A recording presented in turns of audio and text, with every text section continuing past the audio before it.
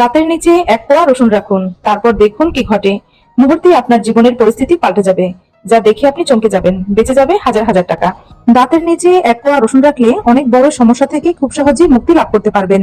যে সমস্যা থেকে মুক্তি লাভের জন্য হাজার হাজার টাকা খরচ করেছেন, অনেক পরিশ্রম ছোটাছুটি করেছেন, অনেক যন্ত্রণা কষ্ট ভোগ করেছেন, সেই বড় সমস্যা থেকে খুব সহজে মুক্তি লাভ করতে পারবেন। তো দাঁতের নিচে এক কোয়া রসুন রাখলে কি ঘটে তা দেখতে এবং জানতে হলে আমার আজকের এই ভিডিওটি সম্পূর্ণ দেখুন এবং আমার সাথে থাকুন। প্রথমেই নিয়ে নিয়েছি এক কোয়া রসুন। রসুনটাকে খুব ভালোভাবে ছিলে ধুয়ে পরিষ্কার করে নিব। তো রসুনটাকে ছিলে ধুয়ে পরিষ্কার করে নিয়েছি। এই পর্যায়ে ভেজিটেবল গ্রেটারের সাহায্যে রসুন খুব ভালোভাবে গ্রেট করে নিচ্ছি। ভেজিটেবল গ্রেটারের সাহায্যে রসুন গ্রেট করে নিয়েছি। তো এই গ্রেট করা রসুনের সাথে আরো কিছু উপাদান মিশিয়ে নিব।